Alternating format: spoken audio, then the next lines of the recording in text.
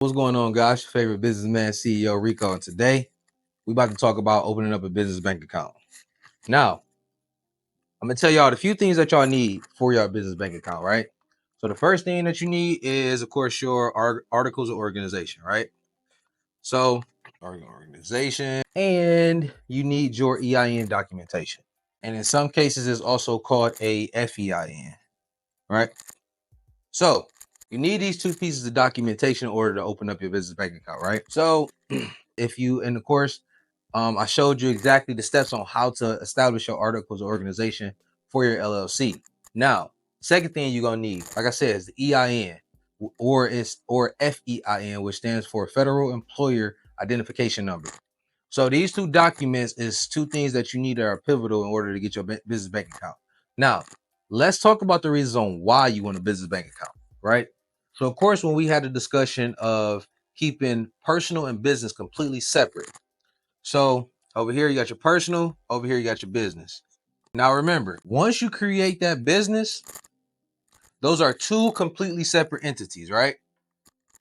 You are over here, your business is over here, right? So which means you got your own checking account, you got his own checking account, you got your own credit cards, the business has its own credit cards, right? But now the one of the biggest reasons on why you want to keep these completely separate is because it's something called a corporate veil.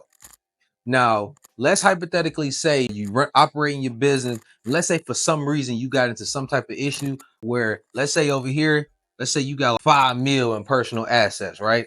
And let's say over here you got your business. Let's say you got about 100K in business or whatever. And let's say something happened and a lawyer is about to try to get at you, right? If for any reason within this business bank account that something transferred over here, you was using your business bank account for, let's say you was buying groceries, you was buying anything like that, automatically that attorney is now about to come get you for all your personal assets, right? Because now they can pierce the corporate veil because it's called commingling funds. You don't want to commingle your funds because, like I said, this is his own entity, this is his own entity. So if you didn't commingle those funds, they will only be able to get this 100,000 from the business, right? But because you commingle funds, now they can come over here for this 5 million in your personal assets. This is something you never want to do, and this is why it's so important to establish that business bank account, because we have this documentation, and there's also some additional documents that you should have to establish, your entity. But these are one of the two most important. Once you want, because you had all this separated, you don't have no issues now. And then on top of that, when it comes to any type of business, let's say you want to get business finances, business credit cards, business loans, business cards for your business, whatever, you really don't want your personal transactions included in anything dealing with the business. You want to be able to go to the bank and they say, hey, we want the last 3 months of bank statements. Okay, no problem. Bam, all business. So this is one of the reasons on why it's important to make sure you establish the business and then establish the business bank account. So in regards to you getting any type of funding or just doing transactions in general, because depending on the type of business that you actually have, you can have a ton of transactions on the business side, and then depending on how your personal side is set up, you have a bunch of transactions on the personal side as well, and that can get really complicated. So you just want to keep everything extremely simple and extremely easy, so where you can manage everything. And of course, if you have your accountant come in or tax attorney or whatever, they can look at this and they can get that done with no problems whatsoever. So those are the very important points you want to remember when getting a business bank account. Now, I want to tell y'all another thing too. So now, of course, we can have a discussion on what banks to bank with, right? So when it comes to what banks to bank with, now this is going to be more on a personal side, far as what you're actually looking for. So I want you guys to think about a bank. They're offering you a service. So think of course, a bank is a business, right? They're offering you services for you to come do business with them. Because remember, if we talk about fractionalized banking, on how when you put money into the bank, on how they go lend all that money back out, but in a fractionalized way, they make money a certain way.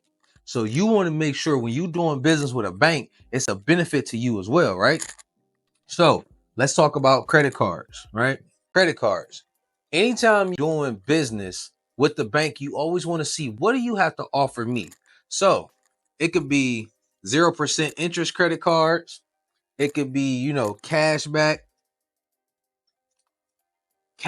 credit cards. It could be even a balance transfer, right? It could be a balance transfer, or the other one is one more. I'm trying to think of. I can't remember on the top of my head, but you got zero cash, 0% cash. Oh, and of course the APR, which is the annual percentage rate. So when it comes to the bank that you want to do business with, remember you have what's called a banking relationship, right? So the better your banking relationship is with the bank, the better the offers will be for you, right? But of course, you have to start somewhere, which is cool. Now, depending on what your personal credit score is, the personal credit score is going to also dictate what you get when it comes to these.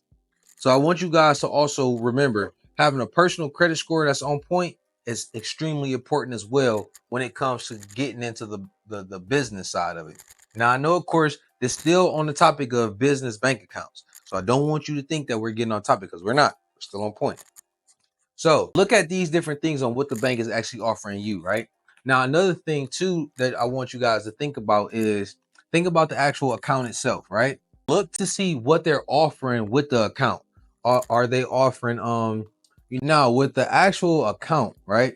Now with some accounts, some business, some institutions, what they have is they have automatic cash back when it comes to the debit transactions, right? So you definitely want to be aware of the debit cashbacks. Now, with the cashbacks, every time you use your debit card, getting cashback rewards onto the card. That is pretty smooth, right?